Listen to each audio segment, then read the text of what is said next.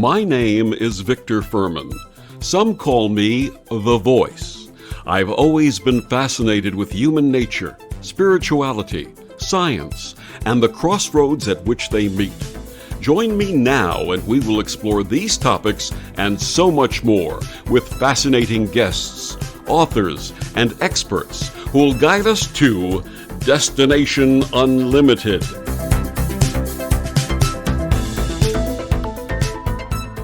Does modern American fiction portray ghosts in a new light, with continued consciousness and new approaches to spirituality? My guest this week on Destination Unlimited, medium, scholar, and author, Dr. Karen Frances McCarthy, joins me to share her doctoral dissertation, The Re-enchanted Ghost, Spectral Literature in 21st Century America. Dr. McCarthy is a respected medium with a deep interest in the intersections of literature, spirituality, and culture. Her books include The Other Irish, which was adopted by the Irish government's Anti-Sectarian and Reconciliation Initiative as a cultural outreach project, and Till Death Don't Us Part, which explores existential questions and awakening to the concept of continued consciousness in the aftermath of her fiancé's death. A former journalist and war correspondent, she's become an accomplished scholar whose writing often touches on themes of spirituality and re-enchantment and encourages readers to engage deeply with questions of empathy, meaning, human connection, and the implications of continued consciousness. Her website is KarenFrancesMcCarthy.com, and she joins me this week to share her path. Please join me in welcoming to Destination Unlimited, Karen Frances McCarthy. Welcome, Dr. Karen. Thank you, Victor. It's lovely to see you again, be here again. Congratulations on earning your doctorate of philosophy in English literature from Britain's University of Birmingham for your dissertation, The Re-enchanted Ghost, Spectral Literature in 21st Century America. Before we discuss this wonderful achievement, let's introduce you to our listeners who are meeting you for the first time. You were last on in May of 2021 discussing your book, Till Death Don't Us Part. Please share with our listeners your path, your career, and what inspired Till Death Don't Us Part.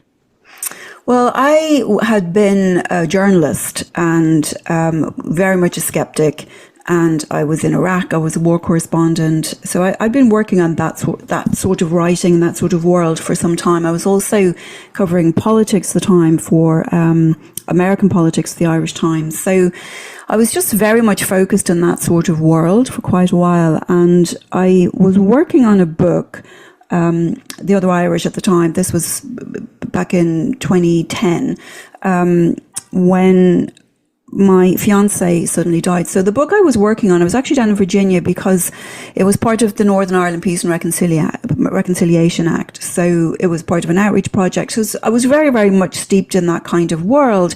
And I was down in Virginia, sort of staying in somebody's house in an attic, sort of writing the manuscript up at the time, when I got a phone call from a friend in New York to say that my fiancé had just dropped dead one afternoon.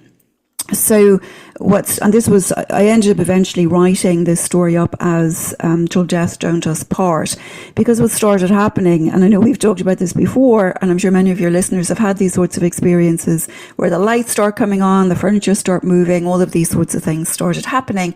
So of course, when you're a skeptic and pride yourself on rationalism, the first thought in that is, I'm having a breakdown, but I didn't feel like I was having a breakdown, but I couldn't understand what was going on.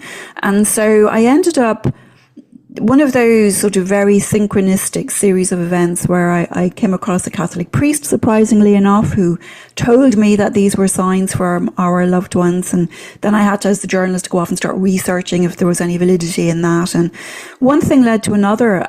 Because I was in Virginia at the time, I was sort of in what I've called the Area 51 of the afterlife, because there was a spiritualist church nearby. I found the Edgar Cayce International Headquarters were right there. The Monroe Institute is there. The University of Virginia has a department in perceptual studies that's there. So there was so much going on in this area. And sort of one thing led to another, and eventually the penny finally dropped. And I do talk about that in the book, so I won't ruin it for anybody who wants to read the book. But a sequence of events happened that eventually made me realize, without a doubt, all of this activity was my partner, my fiancé, trying to get my attention, burning bushes, as a friend of mine described them later on. So it took some time to make that turn. I had those experiences as a child. I would wake up with strange people standing at the end of the bed, and I would see people and see things, but that had stopped in my teens and into my 20s. I really had no interest in that at all. As you get into your teens, you've got other interests besides, ghosts. So it kind of had gone away. It faded away. But then here it was decades later, back again in full force. And what I started realizing, and actually it was Peter Goldbeck from the Edgar Cayce in New York, had recommended, he's like, you really need to do something with this. He started seeing that, we were sitting in circle and other people were popping in, just finding the opportunity to pop in and give messages to their loved ones who were sitting with us in a healing circle or whatnot. And Peter was one of the people who said, you really need to do something with this. It's really very, very helpful.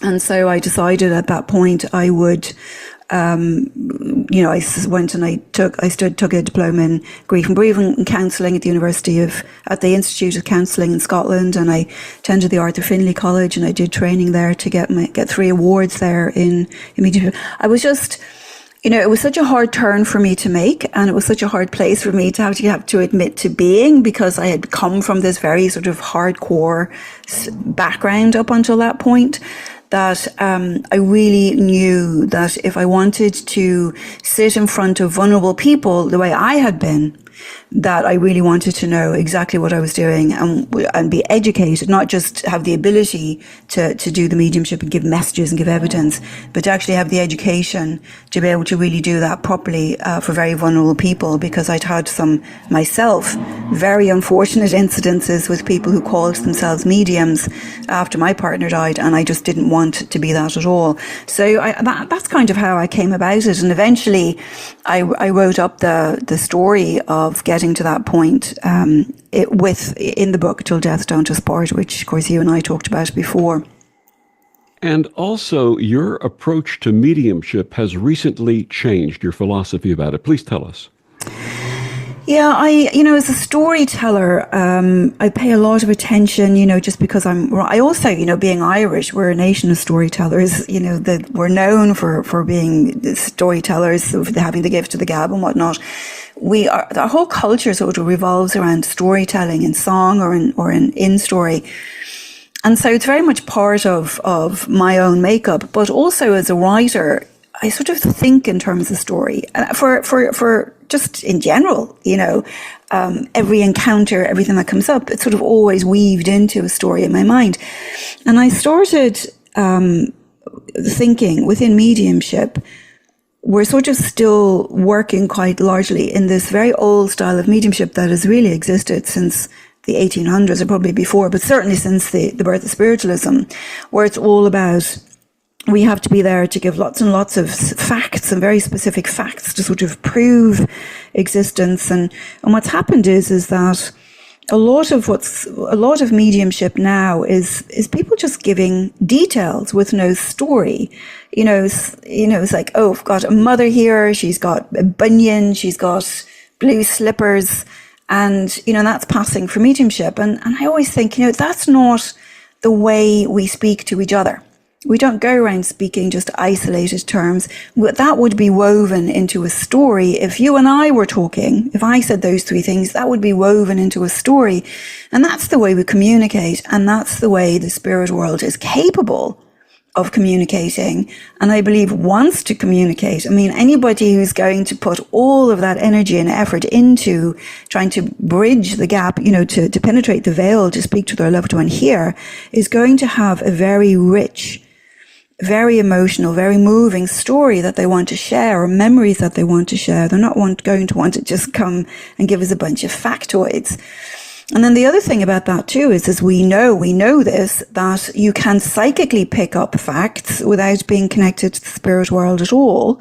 But what you can't do is you can't pick up the presence and you can't pick up the nuances of the story psychically. So I think it's very important. For me, I've really, in my own mediumship, in my own private sessions and in my teaching, really now I'm emphasizing teaching people the art of storytelling so that we can actually give authentic voice to what the loved one is trying to tell us. Because when we can do that, the most beautiful stories, the most beautiful detail, the most healing information actually is able to be shared. Once we know that it's possible to do that, and once we understand, we have those pathways laid to be able to understand the art of storytelling, to receive that. And it just makes for a very, I think, different style of mediumship. I think we're in a different era now where we have very different understanding of the nature of consciousness and the continuity of consciousness, and we have a different understanding even of the nature and the makeup of the magic of the world, you know, from the early 1900s, from the new physics. And now as we move into the 21st century, we've got a new understanding, you know, through the work of David Chalmers and whatnot, Rupert Sheldrake, different understandings of the nature of consciousness and what isn't possible. So I think what worked marvelously in the late 1800s and early 1900s up to around the wars is marvelous. But I do think we are now in an era where we have our understanding is very different. And I think that needs to be reflected in our mediumship, because certainly the spirit world is capable of sharing that. If anybody is making our mediumship small, it is us, because that's certainly not coming from the spirit world. So I think it really becomes now, how do we make ourselves bigger and more open and more able to really listen and share nuance, and not just sort of be reaching and snatching at a bunch of facts. So the fact-based mediumship was called evidential mediumship. Do you have a name for your story-based mediumship? No, just mediumship. I mean, I think evidence. It's all evidence-based mediumship, because even in a story, the evidence is just detail. Even in a story, there's detail. There's people often say, and I think you and I've talked to you about this before, that if you're just sort of getting into story, it's just all fluff and emotional, and there's no details in it. And I always say, well, you try to write up a book that's all fluff and emotion and see if a publisher will publish it. Every story has those rich details that make it a story. And it's something we need to start thinking in those terms, and that's just mediumship, I mean, so you can call it storytelling mediumship, but to me, it's just mediumship. It's just good mediumship, rich mediumship versus, very factual, mediumship. But I think it really, I think all mediumship should be like that, because I do feel that that's what our loved ones are trying to talk to us like that. They're trying to talk to us the way we talk to each other, the way they talk, the way they always related to us here. They haven't sort of popped off to the spirit world and started speaking in monosyllables, So I think it's possible to really bring a great depth of story and richness into mediumship, and we just need to be open. We just need to be open and learn the techniques to be able to do that. And I think it's important that we evolve mediumship to that place and evolve as ourselves to be really bigger and richer in our mediumship. If I may offer, how about heart-centered mediumship? Oh, that's beautiful. Yeah, it's lovely. Okay. It is. What inspired your doctoral pursuit and your dissertation, The Re-enchanted Ghost, Spectral Literature in 21st Century America? Well, Victor, I was noticing, because I'm an avid reader, and I was noticing that a sort of a trend in contemporary literature, and that I found quite interesting. And it was that, my master's in literature, so it's my background really. But there was always, the ghost stories, for example, were always the ghost is haunting the living. That's just the standard trope of the ghost story. And then the ghost was always sort of the sort of protagonist or antagonist, or they were the sort of the plot device to motivate the living. So like Hamlet's father wasn't the hero. Hamlet was, and in any, Wuthering Heights, Cathy's not really the hero as the ghost, and so it becomes, that's the ghost was always relegated to being sort of subordinate to the action of the living. And there were always these sort of very pasty characters who didn't really have any agency of life of their own. And what I started noticing in a lot of very contemporary literature was an awful lot more of experimentation going on. And I had kind of isolated it down to looking at it as it just happened to turn out that the people were doing some really innovative work in this very specific subgenre were American writers. And so I ended up focusing on some American novels and short stories that, you know, spanned a range from New York Times bestsellers to Man Booker Prize winners. Because what they were all doing was the ghost in all of these had given up haunting. The ghost was no longer on the planet haunting or lingering. The ghost is been moved into a liminal space or an alternate dimension or an afterlife, whatever you want to call it. But in these spaces, there's no God. It's non-theological, and they're all multi-tiered, where the ghosts, I'm using the word ghost, Victor, because that's in academia, ghost and spectre are the terms that they use. But as these spirits, or as these people in spirit form continue to advance through these multidimensional liminal spaces, which is a very new departure, because normally in any literature that's dealing with afterlife, we've got a God, we've got judgment, we've got redemption. So either they end up in heaven or hell, and now all of this is gone, you know. The heroes of the story, the people who are working through, the people who have the character arcs, are the ghosts themselves. And there's no concern with getting back, haunting the living, this, that, or the other, you know. And so it was just sort of this really interesting development. I was like, why is the ghost now becoming the hero? And why is the location being shifted to this very sort of sophisticated and nuanced liminal space and not a theological heaven? And so I was quite interested in what was going on there. So I started looking at a lot of literature to see what the patterns were. And then I kind of I wrote out the whole introduction was really about our shift in consciousness, our shift in understanding, both of the nature of reality, the nature of consciousness, but also the sort of a more recent shift, I say recent, probably starting in the 60s largely, towards the sort of spiritual but not religious type of movement, the new religious movements where there's no actual religious dogma involved. It's really more of a curated personal spirituality, and, you know, how sort of freeing that becomes to start to explore other narratives. And that sort of really was what my interest became in the literature, but it's also what's feeding my interest in evolving mediumship. Can you elaborate on how ghosts are reimagined as agents of transformation and healing in your work? So in the research that I was doing, what I found was, you know, the ghosts or spirits have always in literature been figures that have been traumatized figures. Even a lot of the time they've been murdered, or, you know, something has gone wrong in these ghost stories. So the ghost has traditionally been sort of a figure of trauma. What I found in the new literature is that the ghost's trauma, they work through. So they don't work through it by sort of trying to out their murderer, which is the old school way of telling ghost stories. You know, let me go back and give a serial haunt this person so I can reveal the identity of my killer, or reveal where, you know, the body is, or whatever.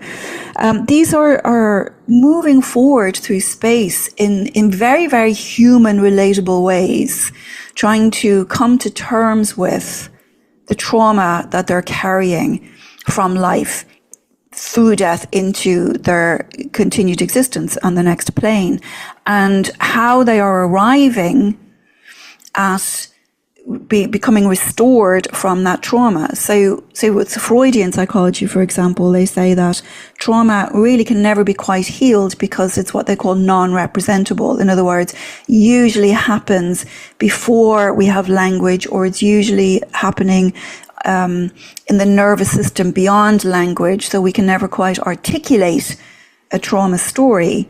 And so a lot of trauma literature is focused on how do we talk about the trauma. And what these writers have done is something quite interesting, where they've just sort of acknowledged that restoration from trauma can't come from trying to retell the story over and over and over again. It comes from ultimately, and I'm greatly oversimplifying the literature here, but just in the interests of time, it comes from ultimately recognizing interconnection and the importance of service and the importance of being present and willing for another. So in essence, the spirit, the ghost, it has come to be a doctor, to be a healer. Yeah, I suppose you could put it like that, in that way, yeah. For themselves and others, yeah. And to also share that message of healing, which is so important, especially in our world today. Yes, absolutely. My guest is Dr. Karen Frances McCarthy. We're talking about her dissertation for her doctorate, The Re-enchanted Ghost, Spectral Literature in the 21st Century America. Karen, please share with our listeners where they can find out more about you and your amazing work. Well, I suppose the easiest thing to do is to pop along to my website, karenfrancesmccarthy.com, and quite a lot of stuff there.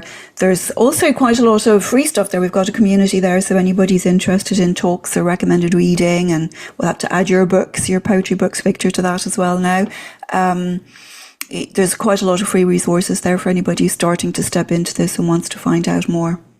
And I know that you've changed your schedule about. Is there anything you'd like to feature or offer right now?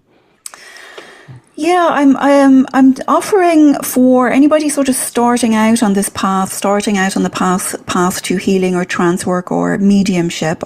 We've built 6 on-demand masterclasses that have monthly live practice circles. So there's a live component to keep people, involved and engaged. So if anyone is starting out, you can start there with the masterclasses in your own time. And I also have a Facebook group so that people can kind of engage with each other. So, masterclasses can be very isolating things if you don't have other people to connect with.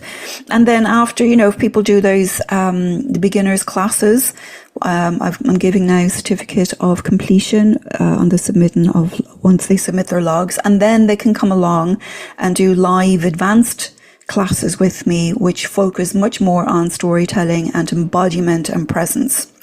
So that's really where I'm going with mediumship this year. And I do have a couple of trance classes. I have the one class I know both you and I are both very fond of, which is Edgar Cayce Trance Healing, which has just started. And then I do transcommunication as well, silver birch transcommunication. So I'm really focusing more now on moving into a more advanced, I suppose, for want of a better word, more experimental, and a more sophisticated way of approaching mediumship and trance work. So I'm doing some ESP work as well with, we'll be inviting along Dr. Cal Cooper from the University of Northampton. So we'll be doing some talking about extrasensory perception as well and the way it's being approached within the parapsychology field. So just things like that. So I'm really trying to move the dialogue, move the dial a little bit on the dialogue this year. And we'll be back with more of Karen after these words on the Om Times Radio Network. The cutting edge of conscious radio, Om Times Radio, IOM FM. Om Times Magazine is one of the leading online content providers of positivity, wellness, and personal empowerment. A philanthropic organization, their net proceeds are funneled to support worldwide charity initiatives via Humanity Healing International. Through their commitment to creating community and providing conscious content, they aspire to uplift humanity on a global scale. Om Times, co-creating a more conscious lifestyle. Back on Destination Unlimited, my guest this week, Dr. Karen Frances McCarthy. We're talking about her dissertation, The Re-enchanted Ghost, Spectral Literature in the 21st Century America. Karen, in the last segment, we were talking a little bit about ghosts as agents of healing. In your analysis of novels like The Lovely Bones and The 5 People You Meet in Heaven, you explore how ghosts navigate emotional and spiritual journeys. How can these stories offer healing for the reader? Well, I think they're very human. I mean, as I said, the ghosts in these novels are just the continued consciousness of individuals who were here, who, in The Lovely Bones, the leading character, Susie Salmon, was murdered. In Five People You Meet in Heaven, Eddie, the maintenance guy, died trying to save a small child on a Ferris wheel ride. And I think that the way, the spectre, if I can call it spectre, spirit, has been approached in these novels is not as I mentioned earlier, not as sort of a two-dimensional character, but as, real, fully fleshed out characters with challenges, with arcs, with development, the same way as they would if the characters were alive. And this is really a difference in the way the ghost has been treated.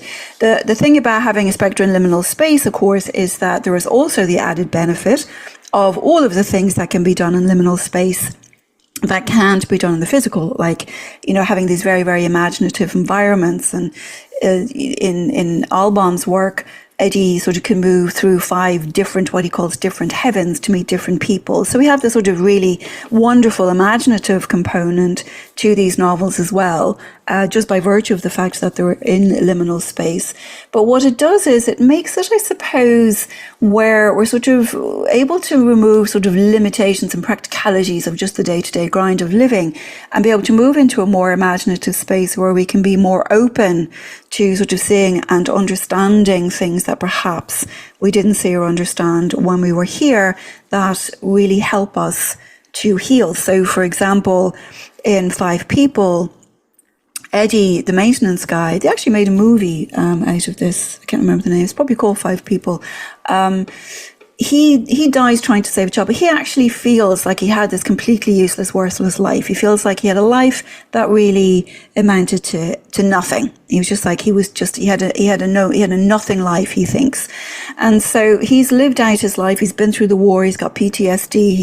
He doesn't feel like he's done anything meaningful or worthwhile with his life. And when he dies, physically, and he ends up in the first heaven, he meets somebody he knew, or somebody he met in his physical life, who teaches him a lesson. So it's a very fable-like, it's a very easy read, it's a very fable-like novel where he goes through basically 5 different stories, and really all of them are geared towards showing how life had meaning. And what's actually very interesting in that, Victor, is that I cited quite a few studies when I was reading this, of sort of a contemporary epidemic of loneliness, a sort of a sense of a loss of meaning in life, a loss of purpose in life that didn't sort of exist, for example, when we had more adherence to more organized religions, where the priest or the pastor, the reverend or God or the Bible or whatever your religious book was sort of told you had meaning. But when we are moving now into the more sort of post-secular, I call it curated sort of spiritualism, where it becomes more, or spirituality, where it becomes more about what resonates with you as an individual, what we've been finding is that there has been an epidemic of loneliness. I mean, Britain has a minister for loneliness now, to try to combat this problem, exacerbated, of course, by COVID. And so another writer, a much earlier writer that I cited quite a lot, was Viktor Frankl, who wrote quite a lot about what he discovered gave life meaning. And so I think all of these spectres, all of these ghosts in these novels in their different ways are tackling these questions that are very pertinent questions for all of us in our physical lives running around on our feet. And like I said, they can explore them in the more sort of liminal magical environment, which is able to highlight things that perhaps wouldn't be highlighted if they were just set here on the planet, But the questions that are coming up and the issues that are coming up that these ghosts or these spirits are having to contend with are very real issues that we're all actually contending with here on a daily basis in one way, shape or form. Absolutely. And to that end, the move away from the more traditional religious teachings toward a more personal spirituality, on a practical level, how do you see that manifesting in the world today? Well, I think what's happening, and I mean, obviously this is not a universal thing, but I do feel what's happening, and I feel like largely there's been a sort of a curated spirituality that has been sort of evolving largely since perhaps the 60s. I mean, I know the Theosophists were around in the 80s or in the 1800s, but in terms of reaching sort of the broader public, once we got into the countercultural movement, in the 60s, we started finding, the arrival of Eastern spiritualities, and this has kind of moved us on from there. We now have sort of the language of quantum has sort of, melted its way into almost everyday lexicon. We've just a different way of thinking about things. We have the near-death experience, for example, has really broken an awful lot of ground in how we think about what happens when we die, because we've always had these notions that arise from organized traditional religions that you die and you are rewarded or punished. And then the near-death literature that's been emerging since Raymond Moody started writing about this in the 70s really is showing us that that's not the case. So I think that there has been a sort of a cultural shift in how we think about who we are and how, as spiritual beings, what happens when we die. We know this from mediumship, that you don't just die and go sprout wings. You die and you continue on in a very consistent way with the way the spirits in these books and these novels have been continuing on, even though these authors are not spiritualists particularly. George Saunders admits to being sort of a Christian, but also Buddhist, and has sort of curated his own belief system out of that. So I think that that sort of idea of post-secularism where we've arrived at a point now where the secular paradigm has not manifested, and it has not really served us. And now we're in an era where people are looking for something, sort of a telos greater than the self, that doesn't necessarily involve an authoritarian God. And so we're into this sort of more curated, sort of syncretic spirituality that's heavily influenced by Eastern religions and from our cultures. I mean, the one thing about ghost literature, I will say, is that it has always reflected the culture from which it has emerged. So the Gothic ghost was very different from the medieval ghost and is very different from the contemporary ghost. That's one thing. You can almost always look at a ghost story and tell from reading the story what the concerns of the culture are at the time that ghost story was written. And so I think that's what our contemporary ghost stories are holding a mirror up to some of the issues that we are facing and dealing with today in our culture as a result of the sort of decline of organized religions. And I say that because obviously it's not across the board, but there has been a decline in people practicing organized religions, in the authority people have assigned to priests and pastors and whatnot. And then just sort of this need to turn to something that sort of speaks to people better than, say, what they grew up with. You touched upon liminal spaces before. Your research emphasizes liminal spaces, those in-between realms of transformation. How do these spaces in modern ghost stories invite readers to reconsider the boundaries between life and death, the material and the spiritual? Well, I think the fact that they are non-theological and the fact that they are multi-dimensional. I mean, in The Lovely Bones, the main character, Susie, she arrives in what she calls small heaven, and she realizes then there's another space that's called the in-between, which is where she can kind of pop in and see and watch her family on the planet. And then there is the wide, wide heaven, where she ends up advancing to meet her grandfather. Alban obviously presents us with 5 different heavens that our character moves through. There are 5 different first heavens. And then once he moves through his 5 different first heavens, he gets to go to his second heaven. So it's just sort of this interesting, the same with George Saunders. They're all in what they call the bardo. And every so often the bardo is interrupted by the arrival of angels, what they call angels, who try to get them to move to a space beyond the bardo. And these spaces are not defined, they don't have clear boundaries. They don't have clear set of the laws of physics the way the physical spaces have. And so they leave a lot open to the imagination, but also really recognize the power of perception in creating these sorts of liminal spaces as well. So I think what I love about Saunders in particular is that he gets very comfortable with the idea of uncertainty, which is a very core. I've practiced Buddhism for 25 years. So the idea of getting comfortable with uncertainty is very core teaching in Buddhism. And so it's it's interesting that the characters get to be comfortable in that. And I feel that if we were able to get comfortable like them, we would end up having an easier time the way they end up having an easier time towards the end of these plots. If that makes sense. Absolutely. In your segment, The Brief History of the Dead, you discuss ecospectrality and its connection to environmental themes. How do ghost stories reflect our relationship with the environment and our need for re-enchantment? Yeah, so Kevin Brockmeyer has done some really he's written a collection of ghost stories as well, the Ghost Variations, which anybody who likes short story, I recommend. It's great fun, loads of thought experiments, some really great, clever ideas in there.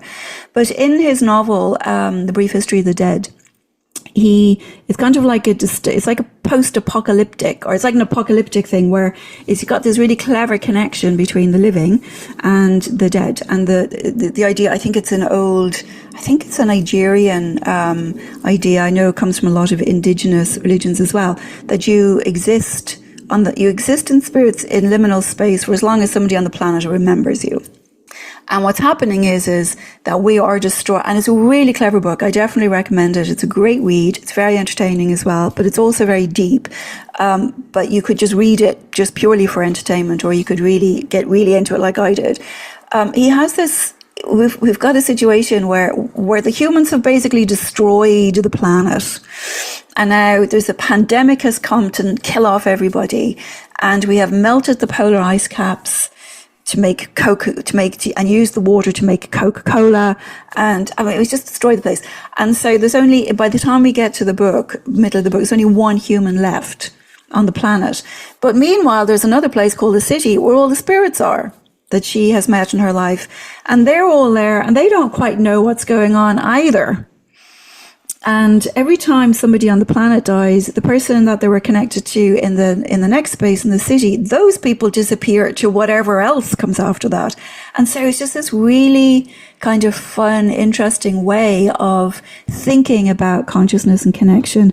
But it's also sort of couched in the very real tragedy of impending climate disaster.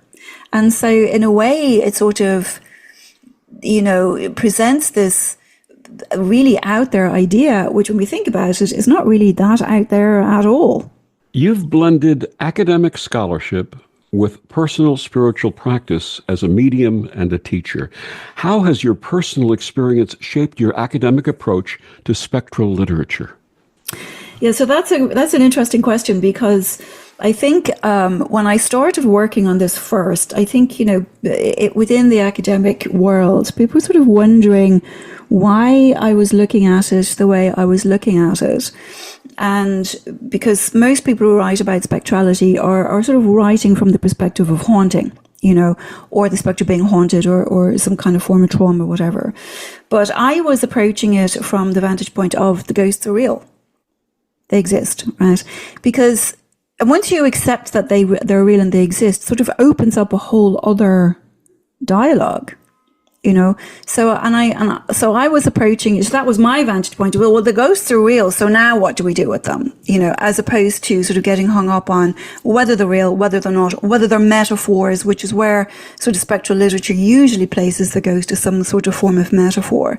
But because of my own experiences, I came at this saying, well, I'm starting from the assumption that the ghosts are all real. And now what happens, And so I think that made it for kind of a bit of a different approach than is normally taken. And I think it took people a little while to get used to the fact that that's where I'm starting from. And then they just kind of went with it, after that with me. But I really do think that once, and it's something I would love to see more within the mediumship community as well, is once we dispense with the question of is the ghost or is the spirit real or is the afterlife or is whatever real, if we get rid of that question, if we just start from assuming, well, that's a given.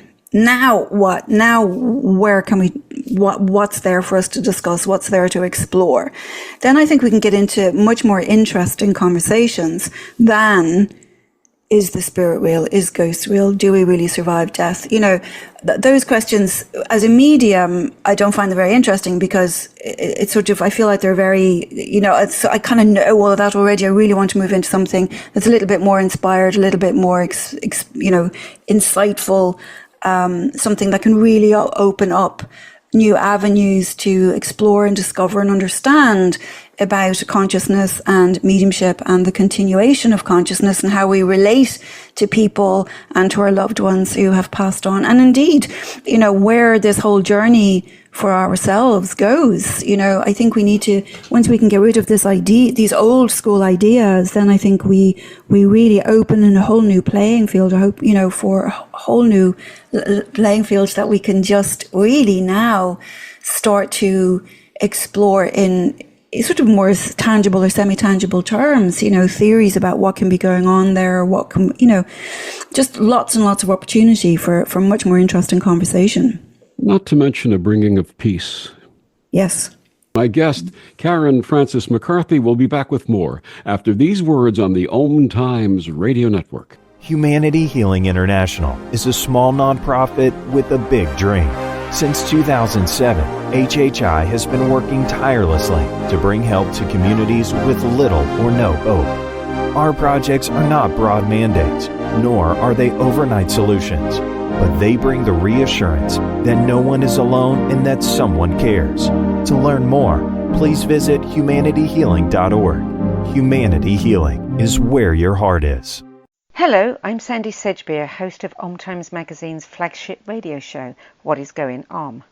My passion is sifting through information, research and innovations from new thought teachers, speakers and researchers pushing back the boundaries of what we know about life, energy, metaphysics and the universe.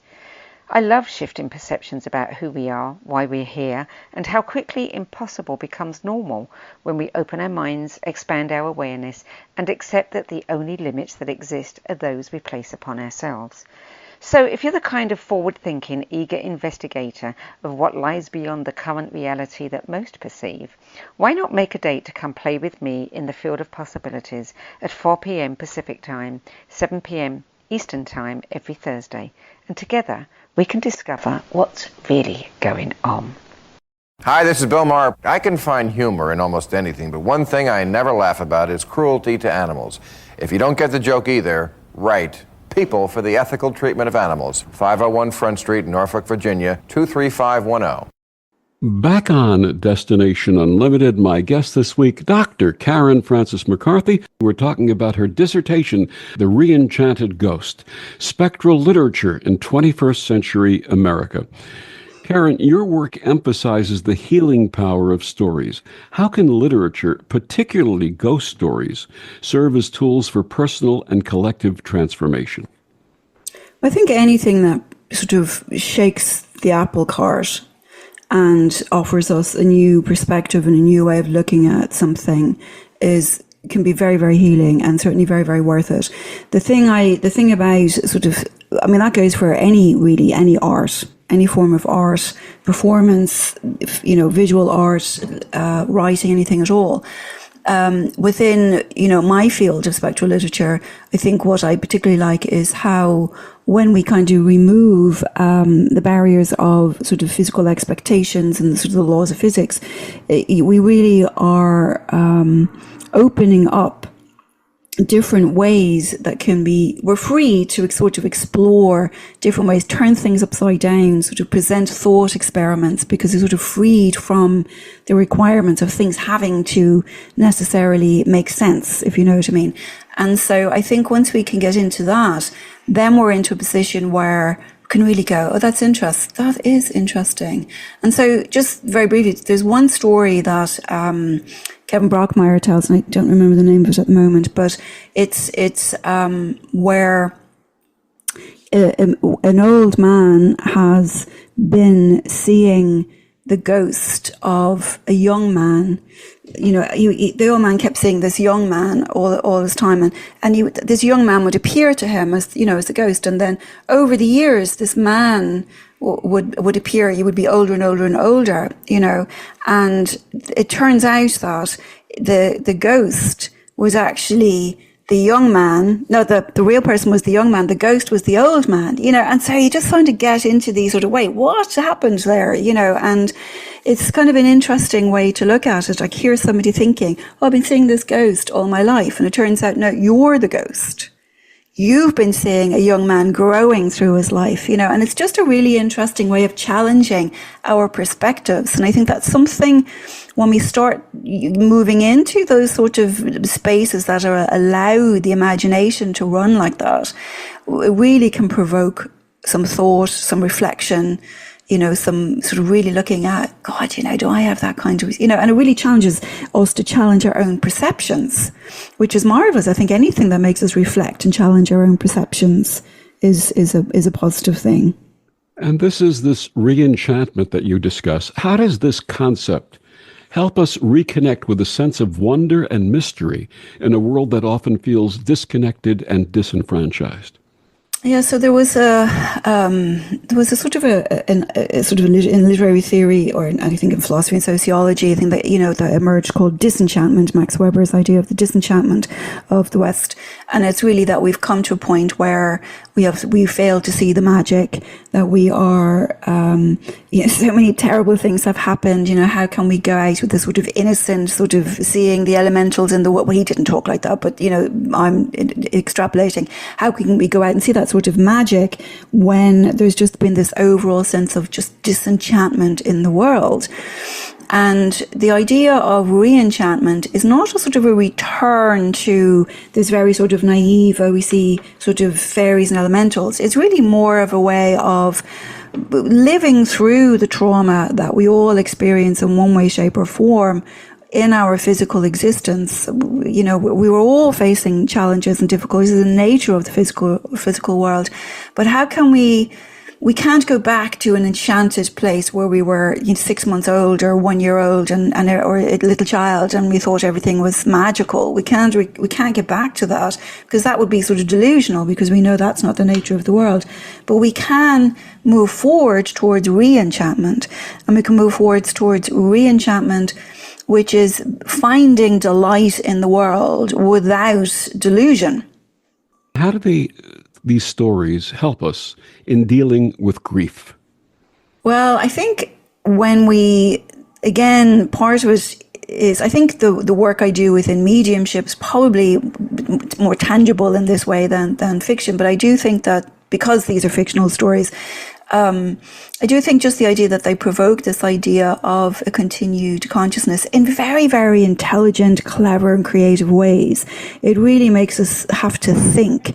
And then when you look at the actual, the authors themselves and the sort of the space they live in that has created these beautiful creative pieces, you sort of have to put some stock in, well, if that person's had that experience, maybe there's some truth to it. I would say in terms of helping with grief, I would say something like my memoir, Till Death Don't Us Part, which is a real life journey, creative nonfiction that sort of comes with a lot of experiences that really would make people question, my God, like this is real. This really could be real. My loved ones are still here. That's what comes with mediumship as well. That, no, wait, hang on a second. There's some veracity here. There's some truth to all of this. That, I think, can really help us with grief. That idea that death is not the end, and that we are unconditionally loved, always have been and always will be. I think that's a marvelous way of really both removing the fear of death, which is a huge thing, but also really taking that feeling of grief away, so that there's not quite, that there's the physical loss, but not quite this complete and absolute loss that that person's gone from my sight forever, that person has gone from my sight very temporarily. And so I think that when we start looking at those sorts of experiences and stories that people have, that we can do through spiritualism or do through mediumship, I think those are immensely helpful. But I will say that with the caveat that, physical loss needs to be grieved. So we still have to grieve a loss. We're always grieving something. How may embracing the spiritual and mysterious dimensions of life help us find meaning in an increasingly materialistic world? Yeah. Well, I think that kind of comes back to sort of these ideas of the sort of the idea of loneliness and the idea of sort of disconnection, the sort of the breakdown of the community and the family that, we've seen happen the last sort of 70, 80 years or so. This sort of migration away from organized religions in a lot of places, that we are finding, and studies are finding, that there is this distinct sense of a loss of meaning. We come across this all the time. I come across this all the time, people coming along looking for mentoring sessions or whatnot, because really don't understand what is my purpose on this planet. Like, what am I doing here besides consuming natural resources, And there is that feeling of what is purpose. And I think when we start getting into, and I think that's been the message of all of the work in the spectral literature that I've been looking at, is this feeling of what is my purpose here? What can I do here that makes a contribution? Where is there meaning in me being here at all? But even in asking those questions, Victor, there is meaning. The fact that we're even asking, what can I do here to make life meaningful? What can I do here to give myself a sense of purpose? Means you're looking to contribute in some way to the existence here. It's not about sort of taking, it's all about me and here's my playground. We're all, I think, and this has been the lesson, this is the lesson of this literature, this was the lesson that Viktor Frankl talked about, is that ultimate meaning comes from finding purpose in serving and helping other people. And that it doesn't have to be people, it could be animals, any beings, can be the planet, but it's really about thinking beyond the self. So I think that's what comes up a lot in this literature, and I think it's become more important these days, especially as there's been this sort of drift away from organized religion, where we're actually having to navigate our way by ourselves, that becomes a core tenet of what gives life meaning. Because I think, we say, oh God, the world's a horrible place, people do terrible things to each other, and that is true. But people also, on a daily basis, do very positive, uplifting things for each other too, which is why even if you go to social media, the Good News Girl, for example, millions of followers, because people are uplifted to see demonstrations and examples of human kindness. I think that's our natural space, is not to be grabbing and commercial and trying to get this and trying to get that and trying to survive. I think our natural disposition is towards human kindness. And when we can actually take away things like the fear of death that sort of makes a survival instinct kick in, that's going to make us, climb all over people to get to the last bag of rice on the shelf in the middle of a catastrophe. I think when we start recognizing that our natural state of being is connection and is kindness and is wanting to perform acts of kindness, in trying to do things that are useful, that can help somebody else, when we realize that, and I think that's what the literature is showing, and I think that's what our post-secular counterculture is showing, that is what is giving life meaning. I mean, even if you think about it yourself, if you go out and you find somebody in distress and you're able to actually do something to help them, that stays with you. That kindness stays with you. And I think we're all like that. And I feel like we're in a society where there becomes so much negativity and so much hate and so much criticism and all the rest of it, is that it's really important to remember that the human condition is inherently one that really strives towards kindness. And as I learned when I attended the Interfaith New Seminary in New York in the late 1990s, there is virtually an iteration of the golden rule in every faith around the world, in every religion. Do unto others as you'd have them do unto you. Love thy neighbor as thyself. If we all did that, what a world this would be. Yeah, absolutely. And I do believe that is not even sort of like an unnatural thing. I think that's a very, very natural thing. That's the sort of thing we actually want to do. We want to be able to tell people. And I know some people can make it very difficult and it can be quite challenging, but I think that's part of our purpose here, is to be able to not just help the people who are nice to us, but help the hurt people, because, the hurt people are the ones who hurt. So they can be the most difficult ones to help, but they're also the ones that most desperately need it. The wisdom of my guest, Dr. Karen Frances McCarthy. We've been talking about her dissertation, The Re-enchanted Ghost, Spectral Literature in 21st Century America. Karen, one more time, please share with our listeners where they can find out more about you and your amazing work.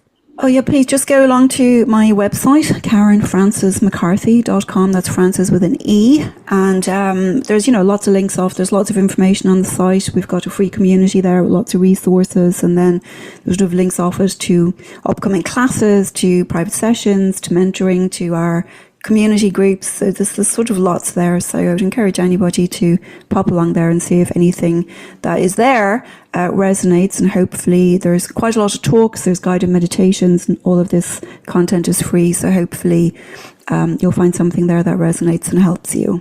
And Dr. Karen, congratulations once again. Thank you, Victor. Thanks very much.